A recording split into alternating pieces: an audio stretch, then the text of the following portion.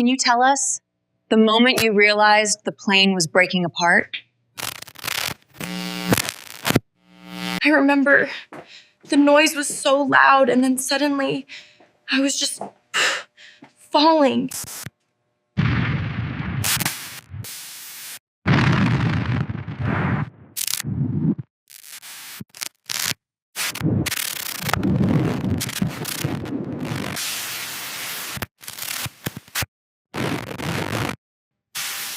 I woke up and everything hurt.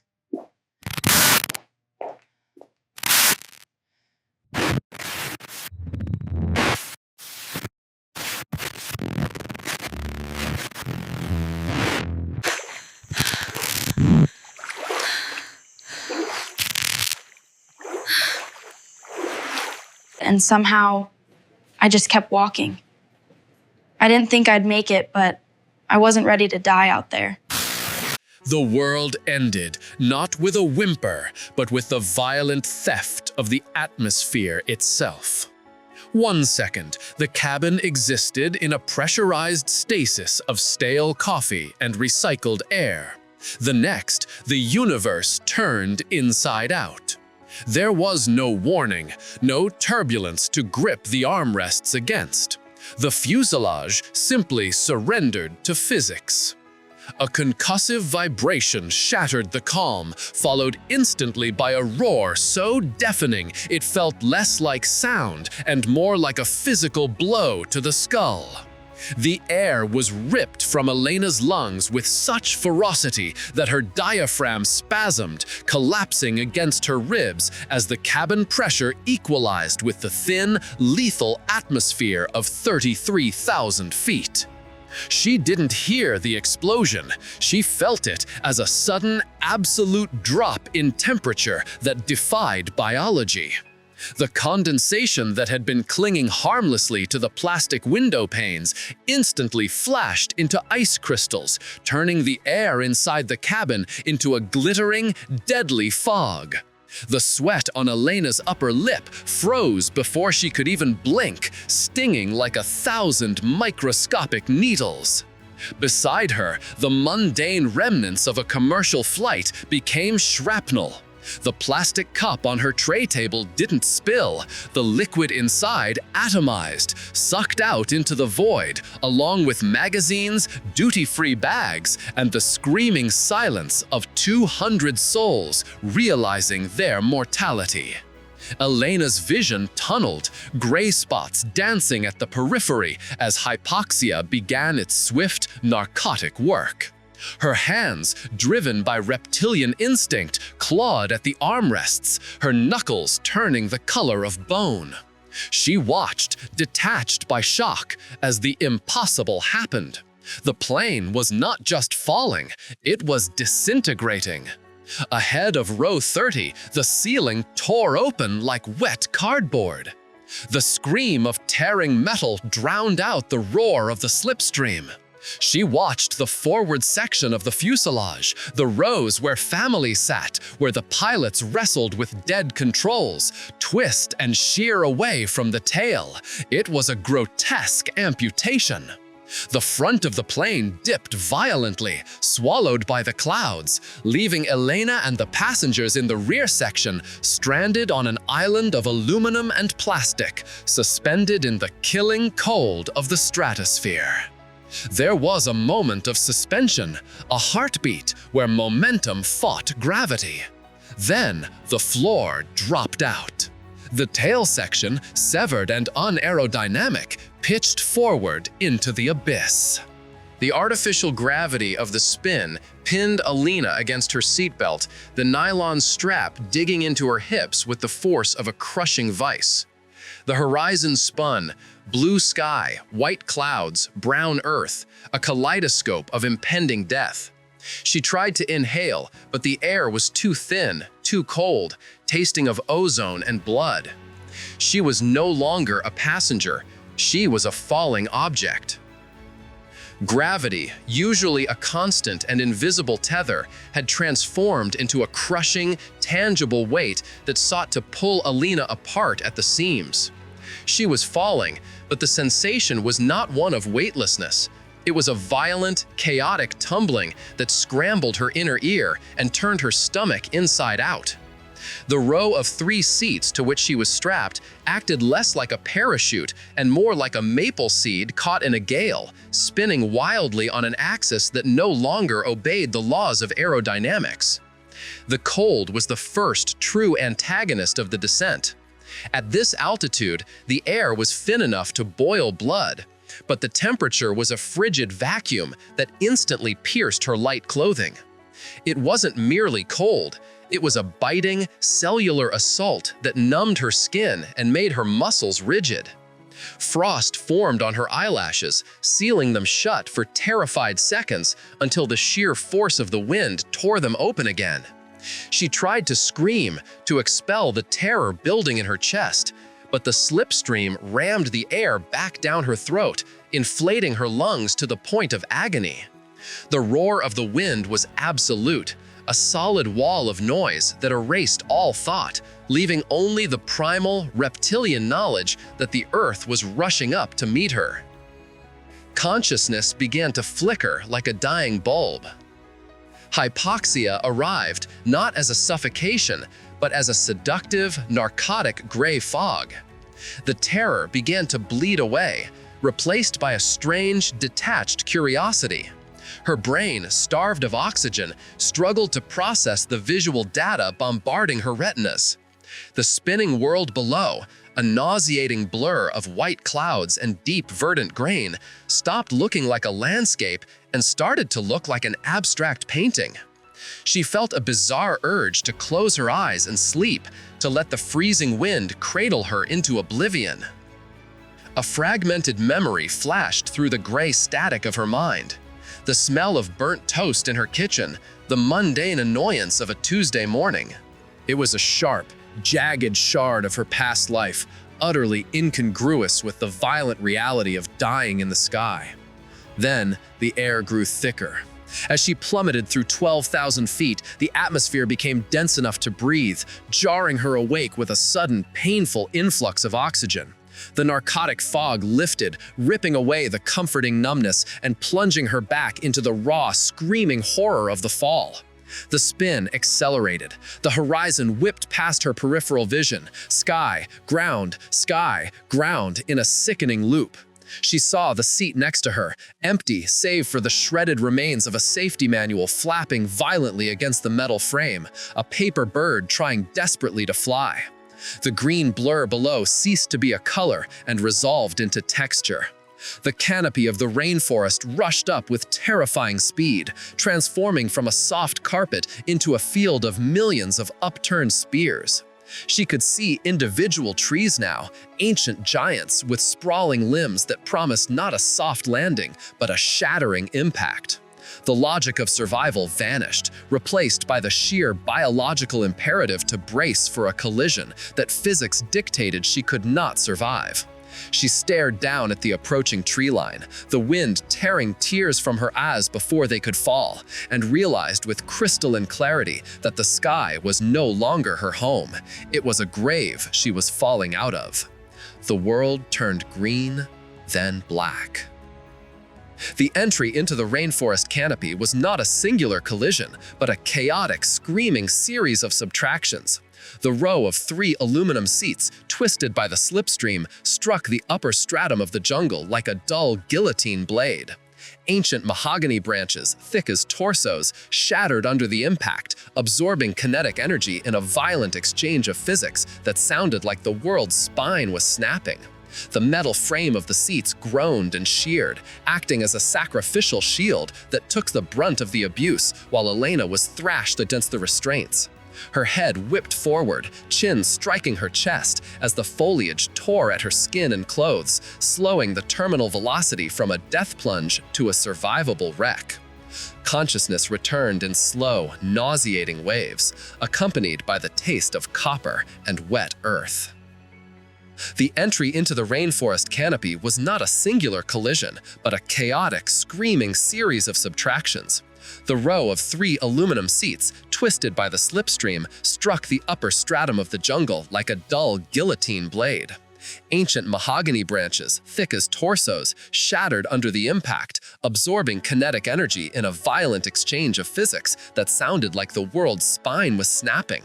The metal frame of the seats groaned and sheared, acting as a sacrificial shield that took the brunt of the abuse while Elena was thrashed against the restraints. Her head whipped forward, chin striking her chest as the foliage tore at her skin and clothes, slowing the terminal velocity from a death plunge to a survivable wreck. Consciousness returned in slow, nauseating waves, accompanied by the taste of copper and wet earth. Elena did not gasp. Her lungs were too bruised to allow for anything more than a shallow, ragged wheeze. She was lying at a 45-degree angle, half buried in a slurry of decaying leaves and mud that smelled intensely of ozone and rot. The silence that pressed against her ears was heavy and unnatural, a physical weight that felt louder than the wind that had deafened her minutes or perhaps hours ago. There were no birds, no insects, only the high-pitched tinnitus drilling a hole through the center of her skull. She tried to move, and the pain arrived with the subtlety of a sledgehammer.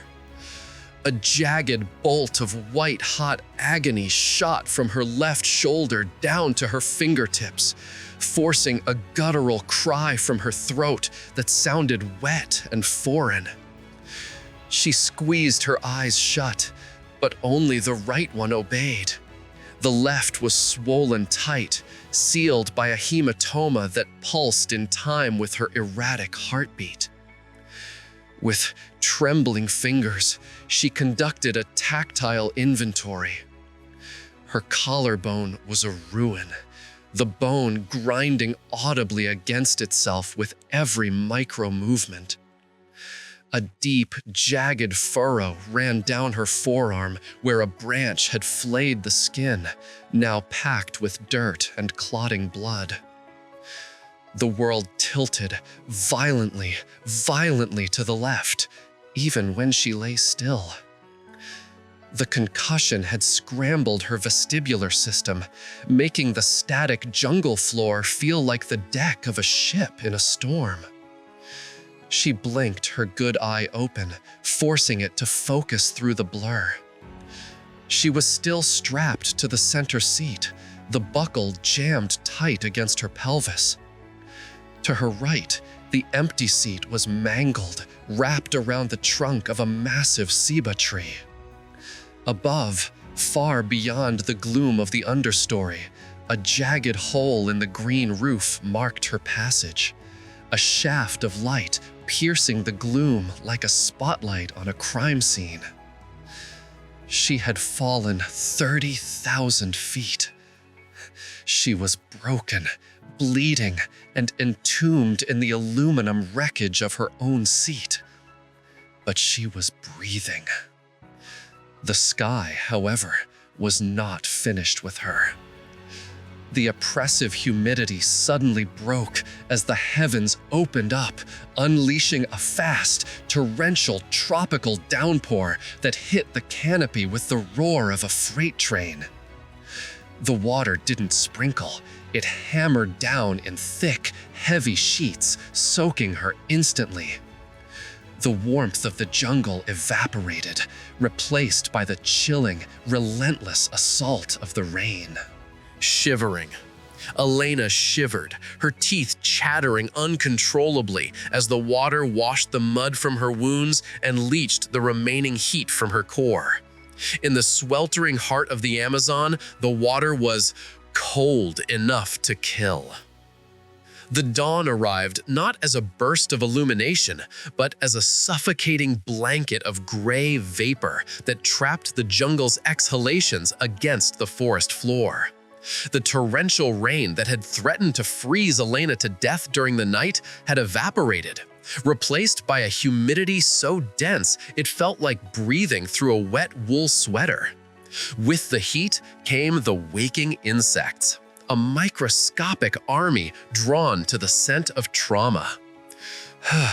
Elena woke to the sensation of 1,000 tiny legs navigating the topography of her face, feasting on the dried trails of blood that mapped her cheek.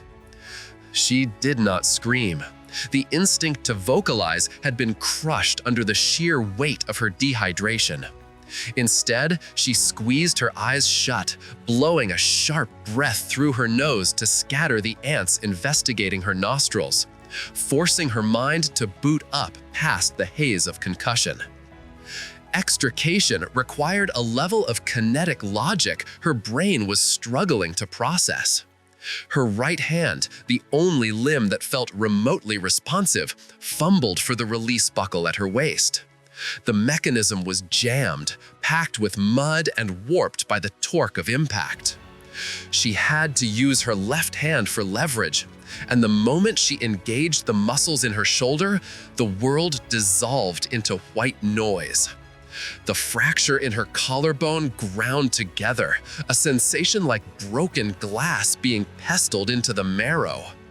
Nausea surged, acidic and violent, but her stomach was empty.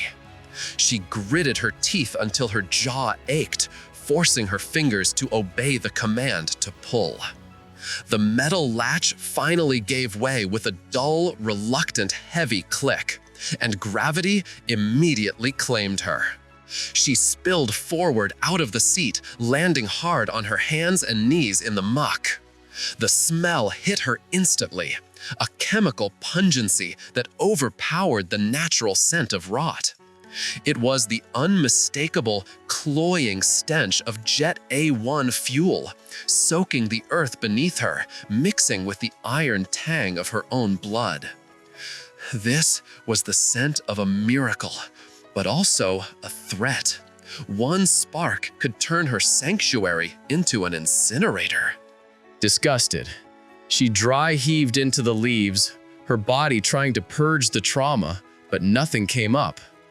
As she wiped her mouth with the back of her hand, her fingers brushed against something hard in her pocket. It was a crinkle of plastic. Curious, she pulled it out, a small sealed bag of hard fruit candies she had bought at the airport kiosk. It was a pathetic, absurd ration for the ordeal ahead, but she clutched it like a diamond. Getting to her feet required a negotiation with physics she wasn't sure she could win. She pushed up, and the jungle floor tilted violently to the right. Her equilibrium was shattered, the fluid in her inner ear swirling in chaotic tides. As she locked her knees, the world swam into a soft, impressionistic blur. Her glasses were gone, lost somewhere in the violent descent or the crash, leaving her myopic vision to interpret the jungle as a series of green smears and brown, indistinct shapes. She looked down at her feet. Her left sneaker was still tied tight, but her right foot was bare, the sock shredded, the skin pale and wrinkled against the dark mulch. She swayed, gripping the twisted metal frame of the seat for stability. She craned her neck upward, squinting through the canopy. The hole she had punched through the trees was already closing, the fast-growing vines reclaiming the space. The leaves were thick, interlocking like the scales of a dragon, forming a green ceiling so dense that no rescue pilot could possibly spot a lone woman amidst the roots. To stay here was to disappear. She had to move. She had to find a clearing, a river, anything that broke the monotony of the canopy. Elena took her first step away from the wreckage, the mud oozing cold between her bare toes, and began the long, limping march into the blur. The jungle did not respect the sanctity of the crash site. In the few hours since impact, the rainforest had already begun the slow, inexorable process of digestion. Elena moved through a landscape that defied geometric logic, where the jagged, unnatural angles of torn aluminum protruded from the soft, organic chaos of the ferns. The humidity had thickened into a palpable solid, a wet heat that pressed against her skin like a fevered hand, turning the air into a soup of moisture and particulates. With every step, Her bare foot sank into a mulch that felt suspiciously slick, the mud possessing a texture that was too viscous to be mere earth and rain. Desperate, she was searching for movement, for a silhouette, for a voice. A Samsonite suitcase lay burst open against the trunk of a mahogany tree, its contents vomiting outward in a colorful spray of vacation wear. A floral sundress, miraculously clean, hung from a low branch like a flag of surrender, swaying gently in a draft that Elena could not feel.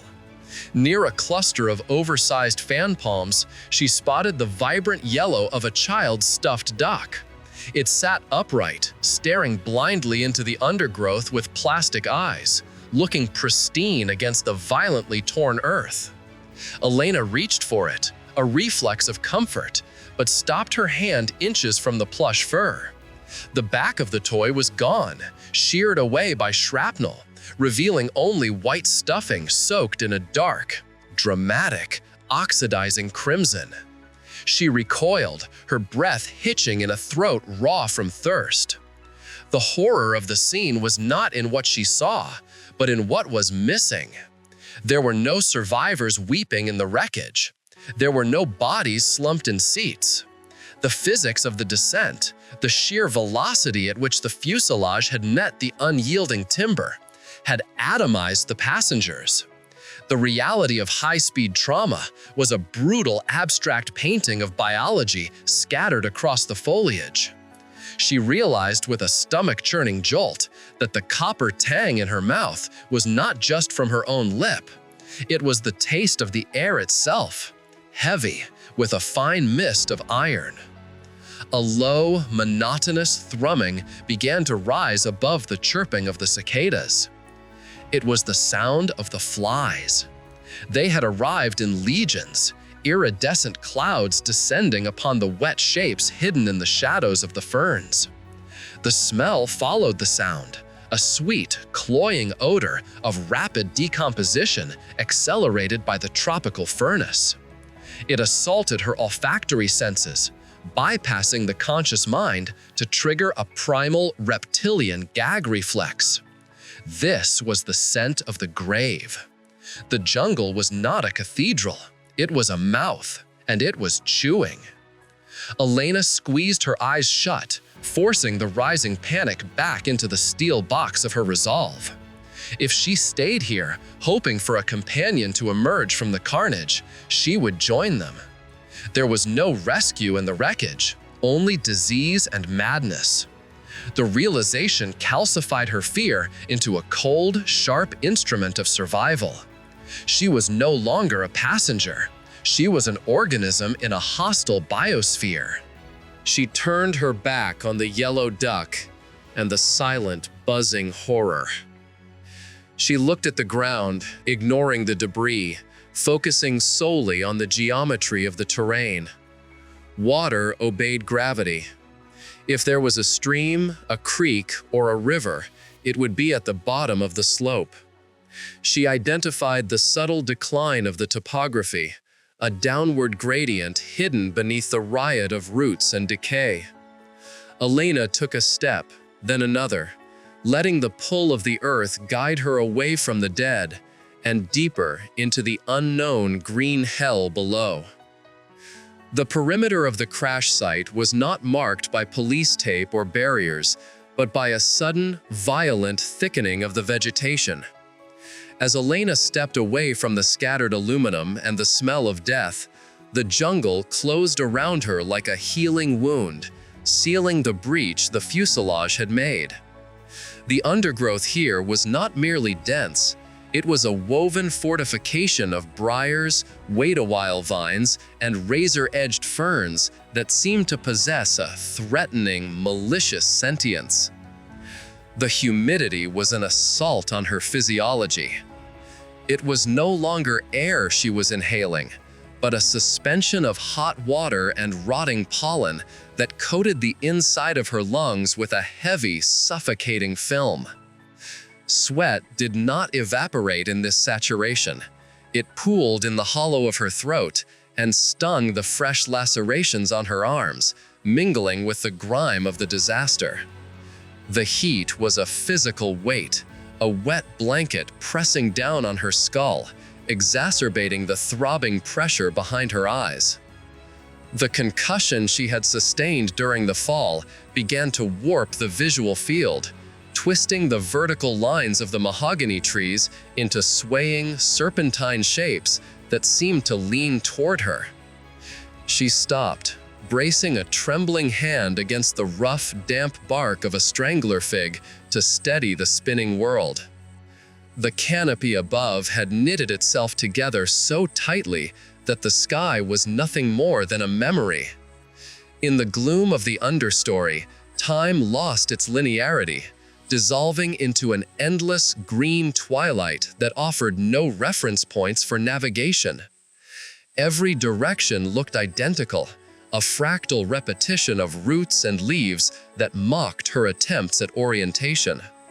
A cold spike of adrenaline pierced through the exhaustion when the thought occurred to her that she wasn't moving forward at all, but merely spiraling slowly into madness within a 100-yard radius. She needed proof of her trajectory. Elena looked down at her forearm, where a jagged tear from a serrated leaf was oozing bright, oxygenated red. She pressed her fingers into the wound, wincing as she gathered enough fluid to make a mark. With a shaking hand, she smeared a crude crimson X onto the pale bark of the tree, a desperate graffiti of survival meant to anchor her in physical space. It was a marker for her future self, a warning that if she saw this blood again, she was already dead. The light began to fail, not with a gradual dimming, but with a sudden, terrifying swiftness as the sun dipped below the tree line far above. The green labyrinth turned to black, and the silence of the day was replaced by the waking sounds of the night. Chittering, clicking, and the heavy rustle of unseen bodies moving through the leaf litter signaled a changing of the guard. Elena's legs finally rebelled, the lactic acid burning like fire, and she sank to the mulch, curling into a ball at the base of the blood-marked tree. She was no longer the traveler. She was the prey. Consciousness returned to Elena not as a gradual lifting of a veil, but as a violent, burning shock that seized every square inch of her exposed skin. She did not wake up to the sound of birds or the warmth of the sun.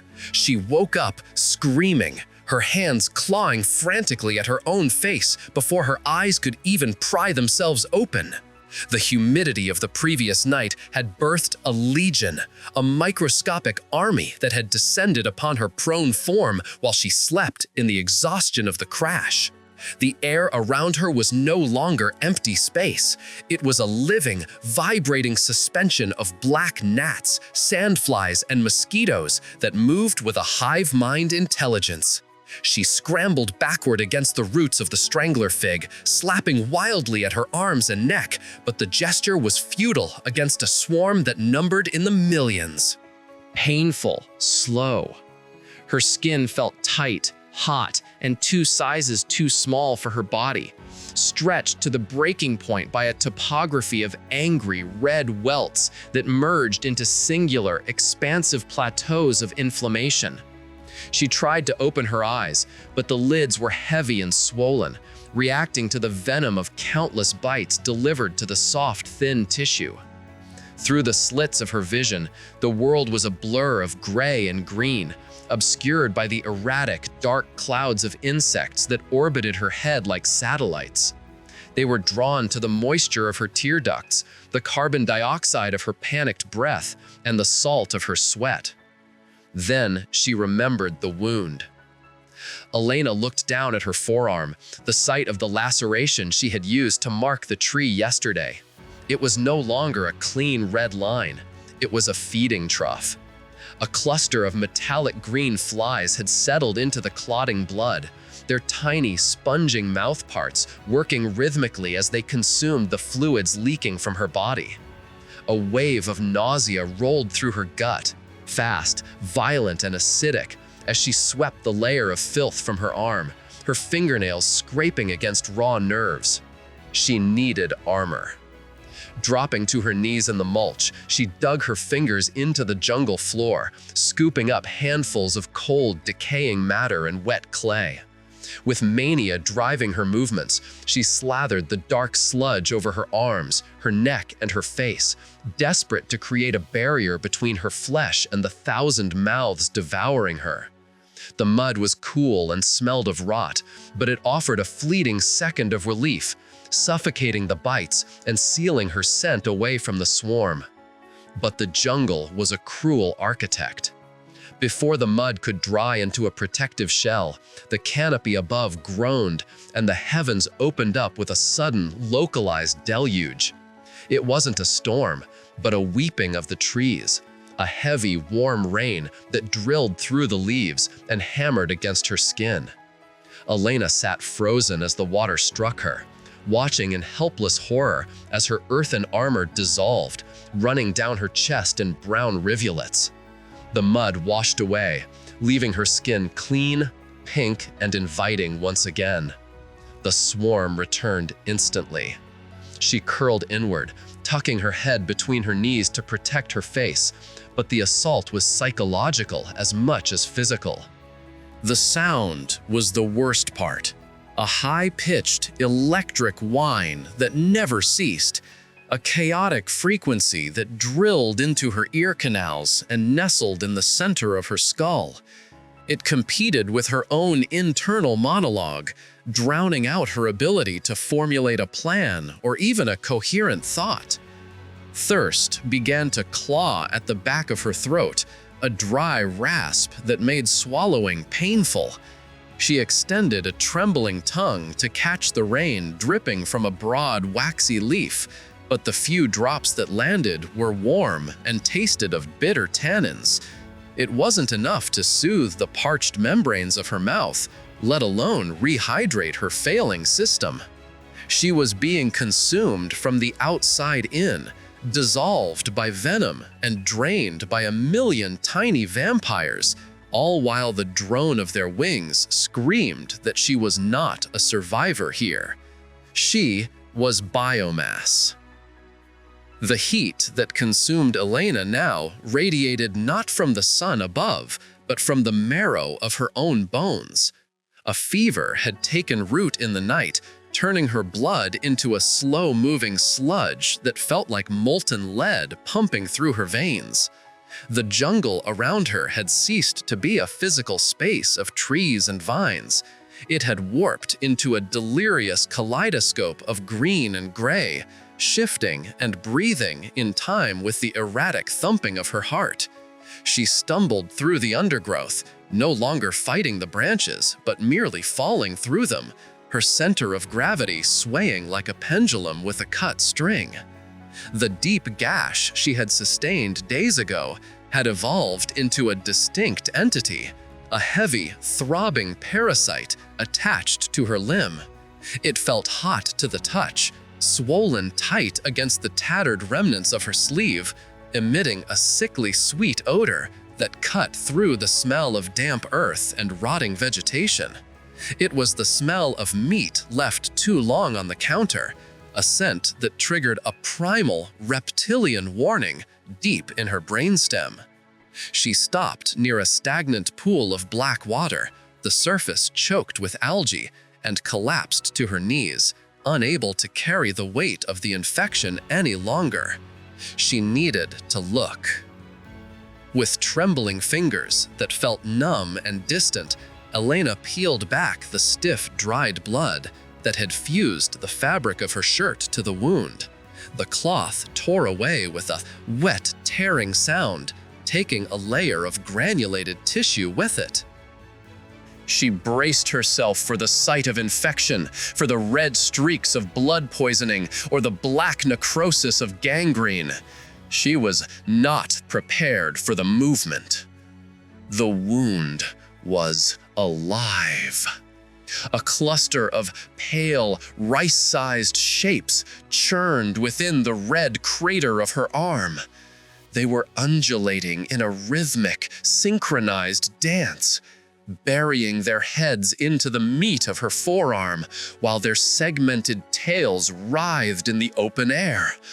Maggots! Dozens of them! They were packed tight into the laceration, a wriggling mass of larvae that had hatched from the eggs laid by the flies during her unconscious hours. A violent retch seized her stomach, doubling her over as dry heaves racked her dehydrated body. The horror was absolute, a violation of the self so profound that her mind momentarily fractured. She plunged her arm into the stagnant water, screaming a soundless cry as she frantically scrubbed at the wound with her other hand. She dug her fingernails into the raw flesh, trying to gouge out the infestation, to scrape away the living filth that was consuming her from the inside out. The water turned murky with silt and blood, but the larvae held fast, anchored deep within the tissue by biological hooks, designed to withstand exactly this kind of panic. She pulled her arm from the water, gasping for air, her vision swimming with black spots. She prepared to dive back in, to tear the flesh from the bone if that's what it took to be clean. But then, her eyes focused. The panic began to recede, replaced by a cold, clinical detachment, born of pure survival instinct. She looked closer at the writhing mass. The tissue surrounding the maggots was angry and inflamed, yes, but the wound bed itself, where the larvae were feeding, was not black. It was softly pink. It was softly clean. The realization hit her with the force of a physical blow. They weren't eating her. They were eating the rot. In the humid incubator of the jungle, her wound had begun to necrose almost immediately, the dead tissue providing a foothold for gangrene that would have cost her the arm and then her life. But nature, in its grotesque mercy, had intervened. The maggots were specialized scavengers, biological surgeons that consume only dead and dying flesh, leaving the healthy tissue untouched. The realization hit her with the force of a physical blow. They weren't eating her. They were eating the rot. In the humid incubator of the jungle, her wound had begun to necrose almost immediately, the dead tissue providing a foothold for gangrene that would have cost her the arm and then her life. But nature, in its grotesque mercy, had intervened. The maggots were specialized scavengers, biological surgeons that consume only dead and dying flesh, leaving the healthy tissue untouched. They were debriding the wound with a precision no scalpel could match in this filth. Elena sat back on her heels, the revulsion warring with the logic of the situation. She watched the pale bodies writhe, feeling their microscopic mouths grazing against her nerves, a sensation of thousands of tiny, wet sandpaper strokes. It was the most disgusting feeling she had ever experienced, a crawling nightmare that made her skin crawl in sympathy. She lowered her hand. She did not wash them out. She stared at the grisly symbiosis, breathing in the heavy, humid air, and made the only choice the jungle allowed. The fever had altered Elena's relationship with gravity. Every step required a conscious negotiation with the earth, a deliberate placement of boots that felt made of lead. She moved through the twilight of the canopy not as a conqueror, but as an intruder, treading on sacred, hostile ground. The air here was stagnant, trapped between the towering buttress roots of ancient trees, thick with the mulch of 1,000 years of decaying leaves. She kept her eyes locked on the ground, scanning for stable footing among the slick roots and mud, her infected arm cradled against her chest like a broken child. The maggots were still there, doing their grisly work, but the immediate agony of the infection had dulled into a sickening, rhythmic throb that matched the pounding in her temples. She lifted her right boot to step over a fallen log, her weight shifting entirely to her left leg. The pattern of the leaves on the other side of the log was wrong. It wasn't a color difference, but a disruption in the texture of the forest floor. A subtle misalignment of geometry that her primal brain registered a fraction of a second before her conscious mind could name it. The pile of brown and gray leaves wasn't leaves at all. It was a coil of muscle, thick as a firefighter's hose, arranged in a perfect, lethal spiral. Elena froze. Her boot hovered 6 inches above the creature's head. She was extended, off balance, suspended in a pose that required a core strength she had lost days ago. Below her suspended foot, the fer-de-lance raised its triangular head. It did not recoil, it did not flee. The pit viper, the lord of the Central American undergrowth, simply watched her. Elena froze. Her boot hovered 6 inches above the creature's head. She was extended, off balance, suspended in a pose that required a core strength she had lost days ago. Below her suspended foot, the fer-de-lance raised its triangular head. It did not recoil, it did not flee. The pit viper, the lord of the Central American undergrowth, simply watched her. Its scales were a masterpiece of camouflage, a jagged pattern of diamonds in varying shades of earth and shadow that made it nearly invisible to the untrained eye.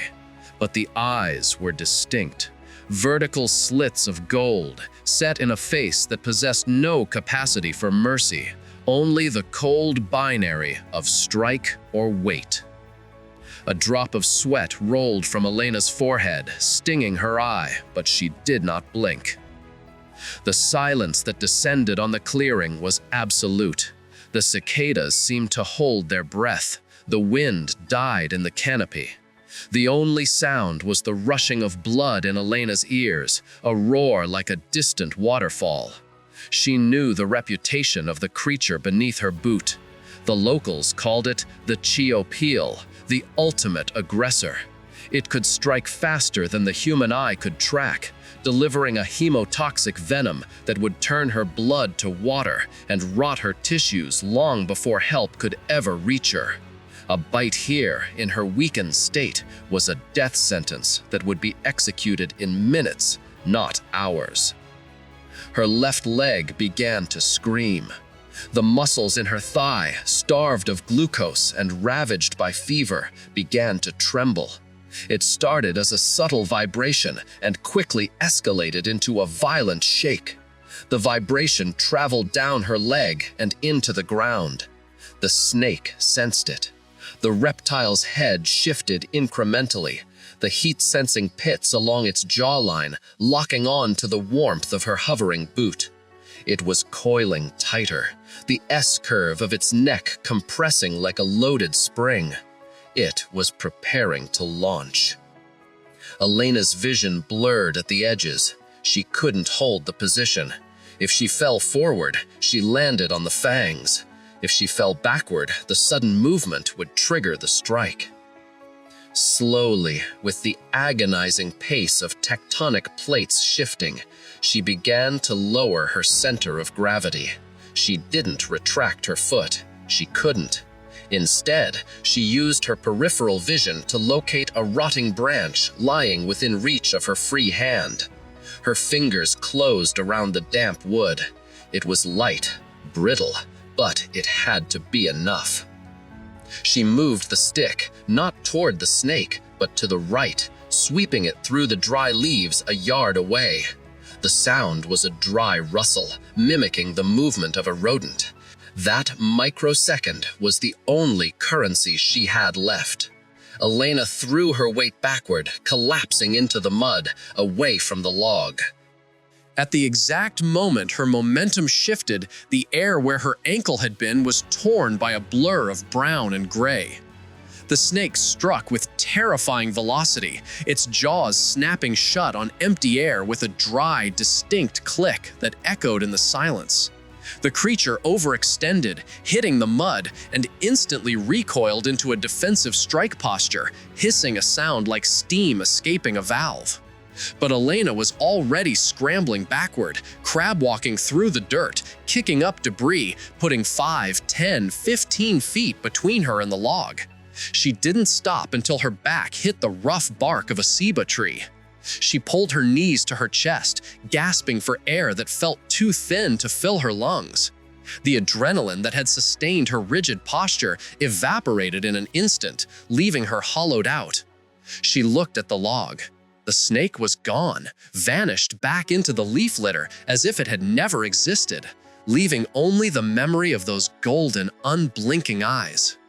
Elena buried her face in her knees and wept, her body shaking so violently that her teeth chattered, the tears cutting clean tracks through the grime on her face.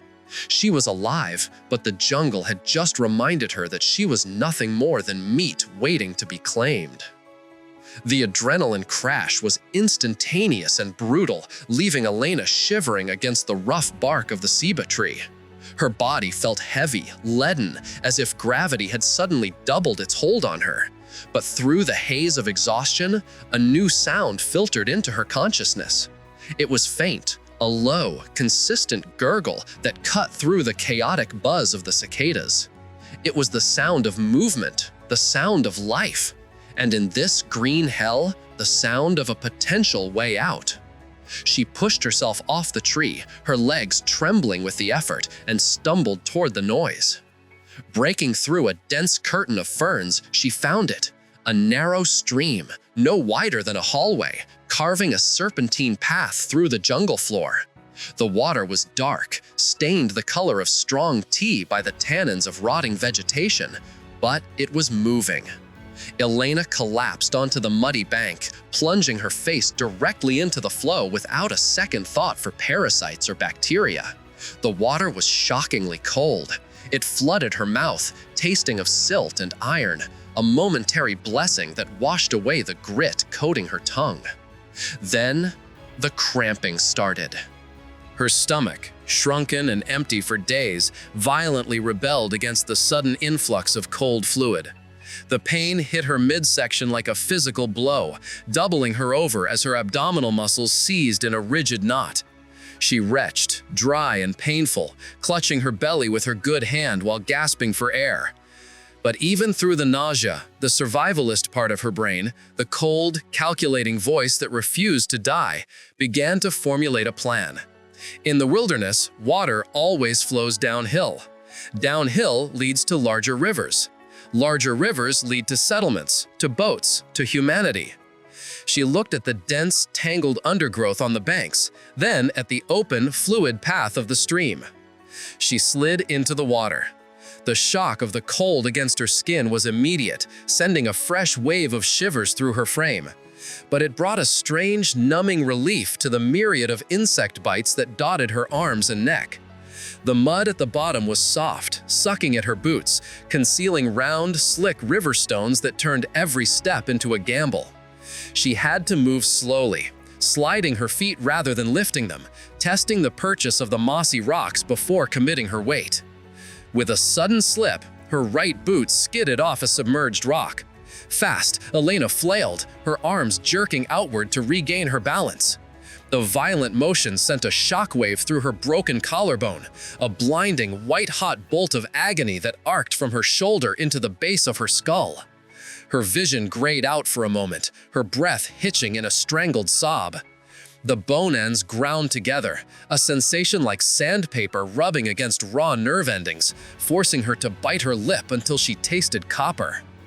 She stood frozen in the rushing water, waiting for the waves of pain to recede, panting through her nose.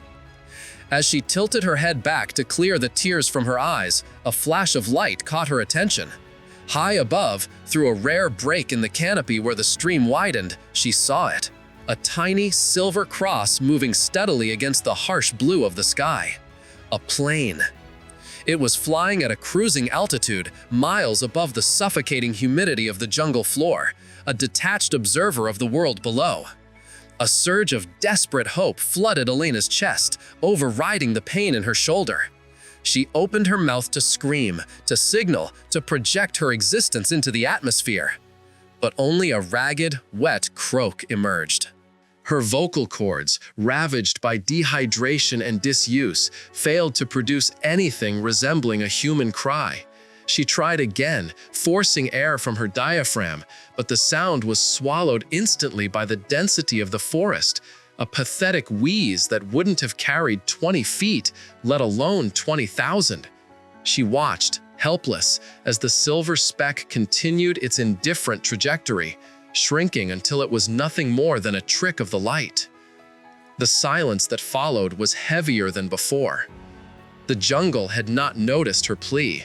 The plane vanished behind the tree line, taking with it the brief illusion of rescue, leaving Elena standing waist-deep in the cold water, alone with the throbbing in her shoulder and the miles that still lay ahead. The sky didn't just darken, it bruised. The vibrant, mocking blue that had hosted the indifferent airplane was rapidly strangled by clouds the color of hematite, rolling in with the speed of a closing shutter.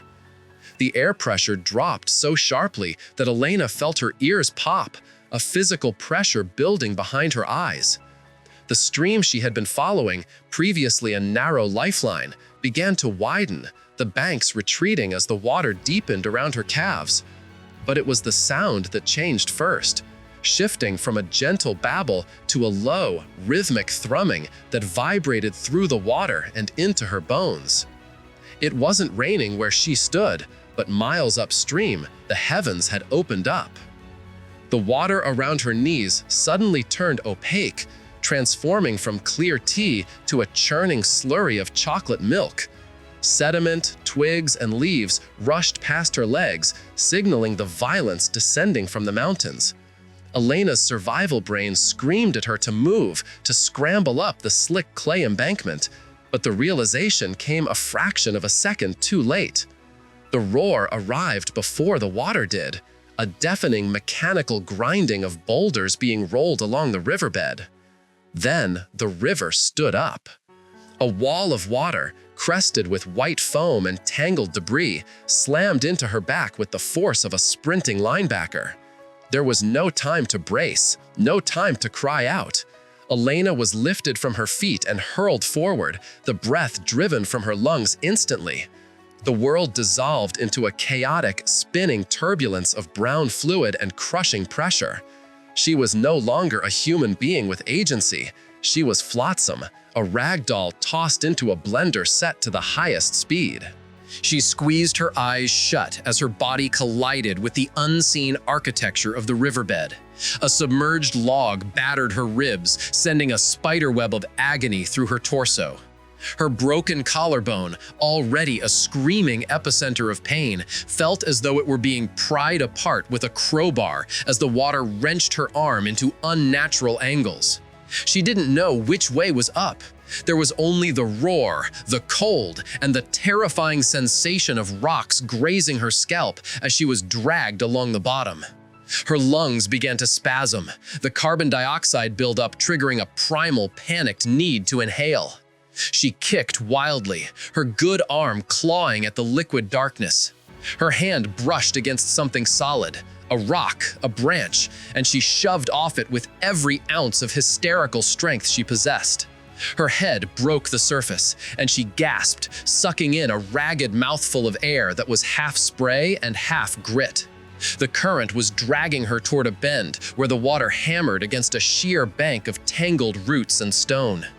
She saw a lifeline.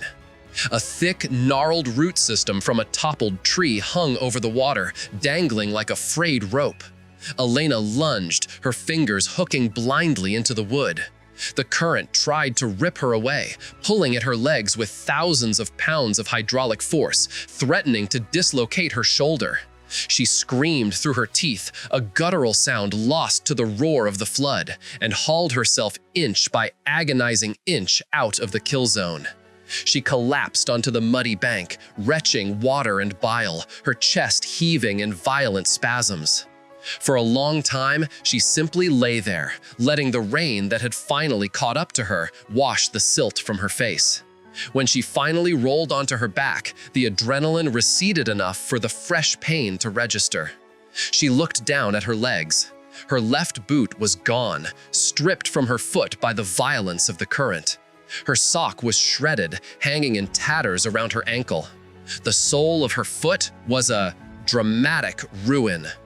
A jagged slice, carved by sharp slate or submerged glass, ran diagonally across her arch, weeping dark blood that mixed with the mud beneath her. The skin was pale, wrinkled from immersion, and terrifyingly fragile. In the jungle, a foot injury was a death sentence, a slow-moving execution order signed by infection and immobility. She stared at the wound, her mind racing as the river continued its angry surge just inches from her vulnerable flesh. The floodwaters had receded, leaving behind a landscape that looked less like a forest and more like an open wound. The riverbank was a desolate stretch of gray slurry, a knee-deep quagmire of silt and decomposing vegetation that smelled of sulfur and stagnant decay. Elena stood at the edge of this hypoxic soup, her chest rising and falling in shallow, jagged hitches. The loss of her left boot wasn't just an inconvenience, it was a tactical disaster that altered the entire geometry of her survival. With every step, the mud swallowed her bare foot, the lukewarm slime forcing its way between her toes and stinging the fresh, weeping slice across her arch. She knew the rules of the Amazonian basin. Nothing here was empty. The opaque brown water concealing her feet was a curtain hiding 1,000 potential executions, but the dense tangle of spiny palms on the dry bank made walking there impossible. She was forced into the shallows. She adopted the stingray shuffle, sliding her feet along the bottom without lifting them, creating a pressure wave to warn buried creatures of her approach rather than pinning them beneath her weight. It was a torture of slow motion, a terrified dance where she had to suppress the urge to run. The water was stagnant here, an eddy trapped by the curve of the land, and the air hung heavy with mosquitoes that settled on her sweat-drenched neck. She slid her bare left foot forward, the silt billowing up in dark clouds around her shin. Her toes brushed against something that didn't yield like mud or wood, something muscular, slick, and alive. The reaction was instantaneous. There was no bite, no mechanical tearing of flesh. Instead, a white-hot lance of pure energy detonated inside her calf. The sensation was so alien, so absolute, that her brain couldn't process it as pain immediately. It registered as a violent rejection of her biology. It felt as though a lightning bolt had been stored in the mud and released directly into her nervous system. Her legs seized, the muscles contracting with such violent force that she felt the tendons straining against the bone. She collapsed into the muck. The water rushed into her mouth as she screamed a silent, airless gasp. The paralysis was immediate and terrifyingly localized. Her left leg was dead weight, a heavy log of agony that throbbed with a rhythm independent of her heart. The pain was liquid fire, a chemical burn occurring under the skin that made her vision blur and her stomach heave. She thrashed in the shallows, the brackish water filling her nose, her good leg kicking wildly to find traction in the endless slime. She had to get high. She had to get dry. 10 feet away, the carcass of a massive cedar tree lay half submerged, its wood softened by rot and covered in green velvet moss. Elena dragged herself toward it, her fingernails digging furrows into the clay bank. She hauled her body up the slippery trunk, her broken collarbone grinding with every inch of progress, until she lay panting on the decomposing wood. She looked down at her leg. It was pale and trembling, the nerves misfiring in visible ripples beneath the skin. She was completely exposed. Out in the center of the sluggish channel, the water barely rippled. 2 ridges of bone and scale broke the surface, followed by eyes that possessed the stillness of geological time. The caimans had smelled the blood from her foot or sensed the disturbance of her struggle. They didn't swim toward her with urgency. They simply drifted, letting the current bring them into alignment with the meat stranded on the log. The biological cost of survival had finally exceeded her reserves. Elena had not eaten a substantial meal in 5 days, and her body had quietly transitioned from burning fat to consuming its own structural tissue. The sensation was not a pang in the stomach, but a systemic hollowness, a vibration in her marrow that made her hands tremble with a frequency she couldn't control. The jungle had ceased to look like a collection of trees and vines. The colors were oversaturated, bleeding into one another like wet watercolor paint, the greens vibrating with a radioactive intensity that made her squint against the shade. She sat on a ridge of limestone, staring across a narrow, fast-moving tributary. On the opposite bank, sitting casually on a fallen mahogany trunk, was her father. He was not dressed for the humidity. He wore his Sunday charcoal suit, the one he had been buried in 3 years ago, and he was calmly folding a newspaper with crisp, deliberate movements. The sight did not strike her as impossible. In the fractured logic of her starving brain, it was the only thing that made sense. The chaotic geometry of the rainforest had finally produced a familiar variable. "I need a ride," she croaked, her voice a rusted hinge. He didn't look up, just turned the page. Elena slid down the limestone bank, abandoning all tactical caution. The fear of predators, the memory of the electric agony in the mud, the rot in her feet, it all evaporated under the desperate need for parental intervention. She waded into the current. The water here was colder, a deep channel that seized her chest and squeezed the air from her lungs. She didn't check for caimans. She didn't probe for stingrays. She simply swam, her stroke broken and inefficient, her head held high to keep her eyes on the gray suit. The current fought her, a relentless hand pushing against her sternum, trying to sweep her downstream into the darker, deeper basin. She swallowed mouthfuls of silt, coughing violently, but she kept kicking. Every muscle fiber screamed in protest, burning with lactic acid that had no glucose to flush it away. She was burning the furniture to heat the house, spending energy she would never recover. "Dad, wait!" she gasped, water splashing into her eyes. She reached the far bank, her fingers scrabbling against the mossy bark of the mahogany trunk. She hauled herself up, water streaming from her rags, shivering so violently her teeth clacked together. She reached out to touch the fabric of his sleeve, to feel the rough wool of the suit. Her hand passed through empty air. There was no suit. There was no newspaper. There was only a rotting log covered in shelf fungus and a swarm of black flies that buzzed angrily at her intrusion. The silence that followed was heavier than the water. Elena stared at the empty space, her hand still outstretched. The horror that washed over her was colder than the river. It wasn't the fear of death, it was the terror of a broken instrument. Her mind, her only weapon against this green hell, was malfunctioning. She was hallucinating. She was dying. She curled into a ball on the wet wood, sobbing dry, hitching breaths. She had risked drowning for a ghost. The voice in her head was sharp, distinct from the delirium. She forced herself to sit up. She needed an anchor. She needed logic. Whisper, trembling. 7 times 7 is 49, she whispered, the words trembling. 7 times 8 is 56. She recited the multiplication tables like a prayer, forcing the neural pathways to fire in a rigid, logical sequence. She imposed order on the chaos.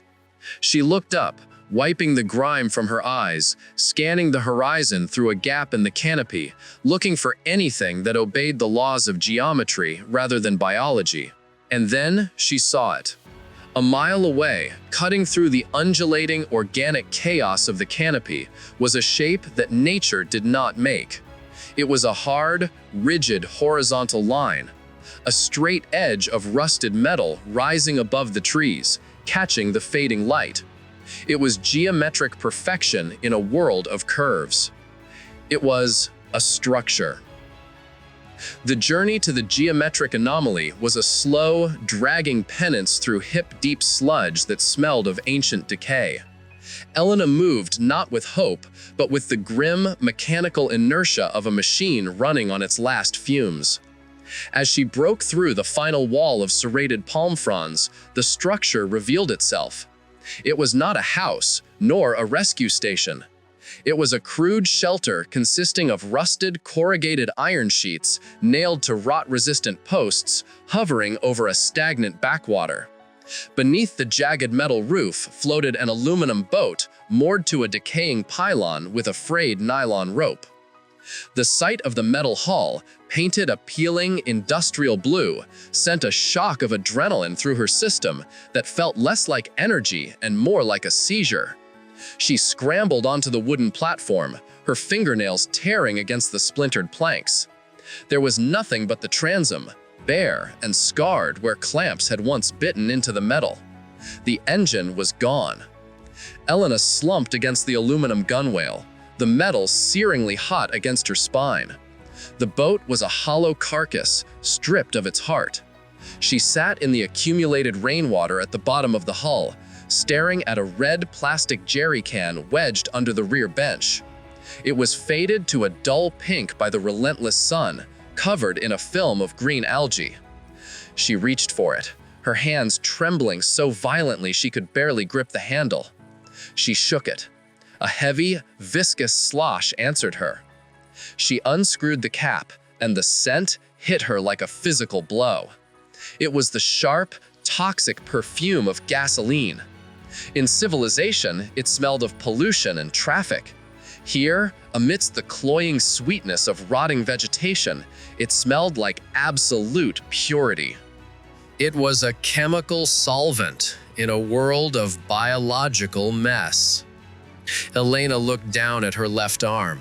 The makeshift bandage she had applied days ago was stiff with dried fluids. But beneath it, the flesh was alive in the worst possible way. She peeled back the fabric. The wound had become a nursery. Dozens of white larvae writhed within the necrotic crater of her forearm, feasting on the dying tissue. The sight did not make her vomit. Her stomach was too empty for that. Instead, it triggered a cold, ruthless calculation. She remembered an old story from a logger she'd met in a bar in Manaus, a man with 3 fingers who swore that petrol was the only doctor in the bush. She positioned her arm over the side of the boat, the open wound hovering above the dark water. She tilted the jerry can. The gasoline poured out in a shimmering amber stream, splashing directly into the open cavity of her flesh. For a second, there was only the sensation of cold fluid. Then, the nerves woke up. The pain was not a burn, it was a detonation. It felt as though she had thrust her arm into a blast furnace. The gasoline dissolved the fats and seared the raw nerve endings with a chemical ferocity that bypassed her brain's ability to process suffering. Her vision whited out, the edges of her consciousness dissolving into static. Her mouth opened in a silent scream, her lungs paralyzed by the shock to her system. The world tilted sideways and vanished. When consciousness clawed its way back, the light had changed. The sun was dipping below the tree line, casting long, bruised shadows across the water. Elena lay on the floor of the boat, her cheek pressed against the hot aluminum rivets. The air reeked of fumes. She lifted her head, the movement heavy and uncoordinated, and looked at her arm. The gasoline had done its work. The larvae were fleeing the toxic environment, writhing out of the wound and dropping into the bilge water, dying in the chemical puddle. The flesh was angry and red, chemically burned, but the infestation was purging itself. She grabbed a grease-stained rag from under the bench seat. It was stiff with old oil, but it was dry. She wrapped the limb tightly, binding the chemical burn and the raw meat together. The pain had settled into a deep, throbbing rhythm, pulsing in time with her slow heartbeat. She dragged herself out of the boat and onto the wooden platform of the shelter. Her legs refused to hold her weight. She collapsed onto the dry planks, the corrugated roof shielding her from the vast, indifferent sky. There was no more movement left in her. The fuel tank of her will was as empty as the engine mount on the boat. Elena closed her eyes. She would not move from this spot. If the jungle wanted her, it would have to come onto the platform to take her. Time dissolved into a shapeless, fluid entity that could no longer be measured in hours or minutes, but only in the rising and falling of body temperature. The corrugated iron roof above Elena acted as a cruel amplifier, capturing the equatorial sun and turning the air beneath it into a suffocating kiln, before the night stripped the heat away and left her shivering in the damp rot of the river. She did not move from the spot where she had collapsed. The energy required to lift a finger felt as impossible as lifting the rusted engine block that had once powered the boat. The gasoline fumes that had previously assaulted her senses began to dissipate, replaced by the sour, metallic taste of her own dehydration. Her body was systematically shutting down, the biological machinery grinding to a halt for lack of fuel. The pain in her chemically burned arm had receded from a sharp, screaming agony into a dull, distant throb, a signal that her nerves were either dead or simply bored of sending the same distress signal. She lay in a twilight state, hovering on the precipice between the dark water below and the final darkness closing in on her mind. Auditory hallucinations arrived on the third morning, riding the humid breeze up the backwater channel. At first, it was just a rhythmic thrumming, a low vibration that she assumed was the blood pounding in her own ears. Then came the voices. They were guttural, distorted sounds that lacked the cadence of wind or water, bouncing off the dense wall of palm fronds. Her dying mind categorized them immediately as the ghosts of altitude, the phantom wanderers she had feared would come to collect her spirit when the flesh finally failed. She kept her eyes squeezed shut, the lids crusted with salt and dried mucus, refusing to validate the madness with her sight. If she was to die, she wanted to do it in the dark. The wooden planks beneath her groaned under a new, heavy weight, distinct from the shifting, settling of the structure. A shadow fell across her face, blocking the piercing glare of the sun through the gaps in the roof. She braced herself for the teeth of a jaguar or the coil of a constrictor, her muscles too atrophied to even twitch in defense. She waited for the bite. Instead, a hand landed on her shoulder. It was warm, heavy, and calloused. The sensation was so shockingly solid, so undeniably physical, that it shattered her dissociation instantly. The cloying scent of rotting vegetation and river mud was suddenly severed by something sharp and distinctly human. It was the acrid, earthy stink of unwashed work clothes and the rich, smoky aroma of cheap tobacco. It was the smell of a life lived in labor, not survival. Elena forced her eyelids apart, the lashes tearing slightly as the dried fluid gave way. 3 silhouettes loomed over her, backlit by the harsh jungle light. As her pupils dilated, the figures resolved into men. Weather-beaten, skin like cured leather, wearing tattered shirts stained with grease and sawdust. They were not spirits. They were illegal loggers, looking down at her with expressions that hovered between horror and bewilderment. One of them, a thick-set man with a machete scarred by years of use, said something in a rapid, clipping dialect she couldn't parse, but the tone was unmistakable. It wasn't a threat, it was concern. She tried to form the word help, but her throat was a collapsed tunnel of dry parchment, and only a ragged wheeze escaped. The realization hit her with the force of a physical blow, breaking the dam of her stoicism. Tears, hot and surprising, leaked from the corners of her eyes, cutting clean tracks through the grime on her cheeks. Strong arms slid beneath her knees and back, lifting her with a surprising gentleness that belied the rough appearance of her rescuers. A mechanical cough. That sounded like the most beautiful symphony she had ever heard. The boat surged forward, cutting through the stagnation and pushing out toward the main channel. Elena looked up from the bottom of the canoe. For weeks, the canopy had been a prison ceiling, a green lid nailed shut over her coffin, hiding her from the world. Now, as the river widened, the trees pulled back. The claustrophobic green gave way to an expanse of brilliant, uninterrupted azure. The sky was no longer a grave. It was an open door.